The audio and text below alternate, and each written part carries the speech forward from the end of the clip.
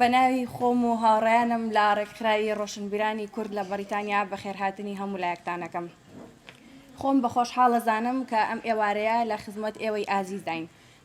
ڕێکخراوی ڕۆشنبیرانی کورد لە ساڵی 2015 دامەزراوە. دەستی کردووە بە چالاکیەکانی خۆی لە بوارەکانی ڕۆشنبیری و هونەری و ئەدەبی و کاری خێرخوازی و هاوکاری بۆ پەنابەران. لە دواکاریشیدا بەشێک بووە لە یەکەمین دیداری فیلمی کوردی لە شاری بەرمینگام. بە خۆشحاڵیەوەم ڕۆتوانیمان لە سێم ڕۆژی دیداری فیلمی کوردی دیدارەکە کۆتایی پێبێنین و بە سەرکەوتووی و وەک خۆتانە بینن لە ئاپۆڕایەکی جەماوەری زۆردا تەنانەت خەڵک لەسەر سوێکان دانیشتە بوو، جێگە نەمابوو، پڕ بوو قەرەباڵغ بوو. بۆیە بە ناوی خۆمانەوە و بە ناوی ڕێکخراوی ڕۆشنبیرانی کوردەوە داوای لێبوردن لە هەموو ئەوانەکەین کە دەرفەتیان نەبووە لەسەر کورسیەکان دانیشت و تەنانەت لە عەرزی شاجێگایان نەبووە. بۆیە خۆشەویستیمان قبول بفەرمونون، ئیشەڵا بە هیوای ڤیستیڤاڵ و لە داهاتوێکی نزیکا بەرەو کاری گەورەتر.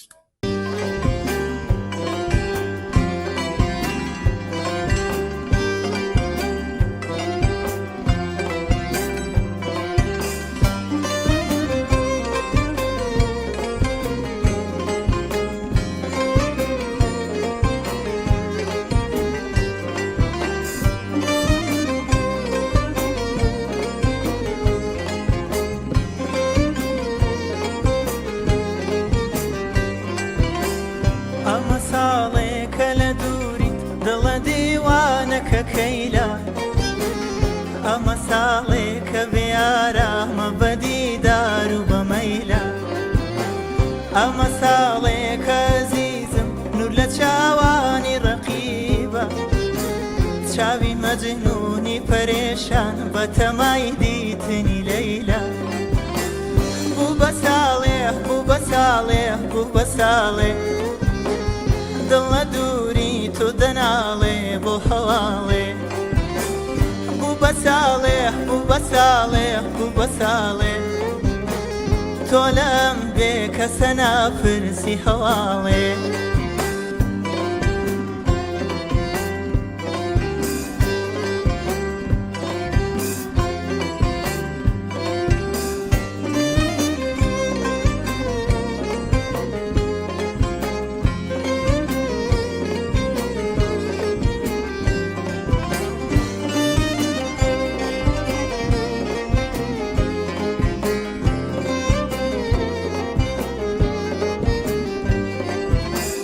وەرەگیانە وەرەگیانە وەرەوە فەسڵی بەهارە، فەسڵی عەیشە فەسڵی نازە موسەمی بووتە کەنارە.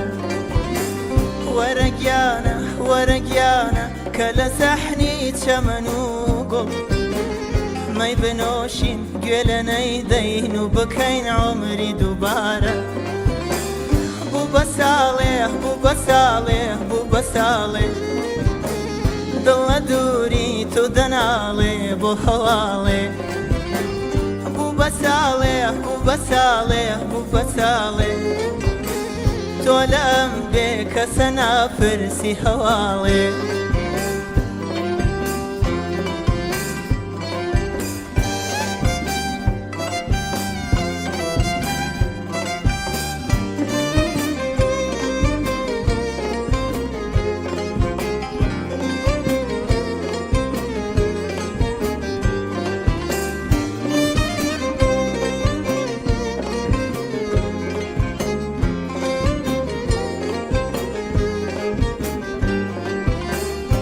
چەزانی دڵی زارم لە فیراقی تۆ چلۆنە، من ئەزانم دووری باڵای تۆ چه دەردێکی لە شۆنە.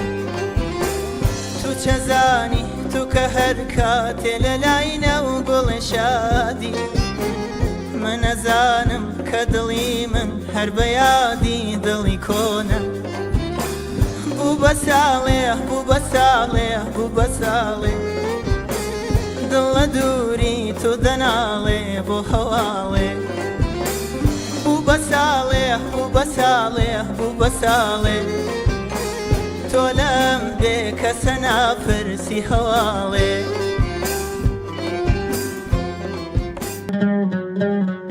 لەبەرچاوم کزوماتی شێوەی دڵگیرێ گۆڕاوە لەبەرچاوم کزوماتی شێوەی دڵگیرێ گۆڕاوە وەک ڕۆژانی ڕابردوونی بەزەی سەر لێوە تۆراوە وەک ڕۆژانی ڕابردوونی توخوا پێم بڵێ چی ڕوویداوە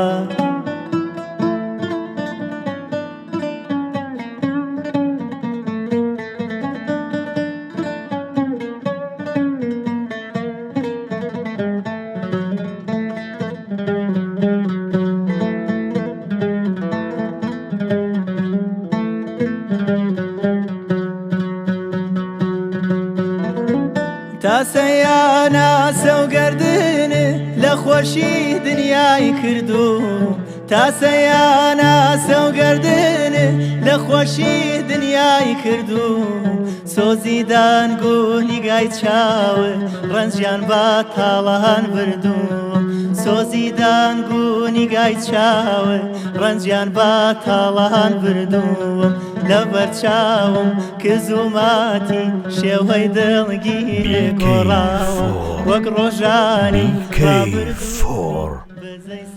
ستایلی نوێ بەرنامەی جوان خزمەتی باش دەنگ و ڕەنگی کوردانی تاراوگە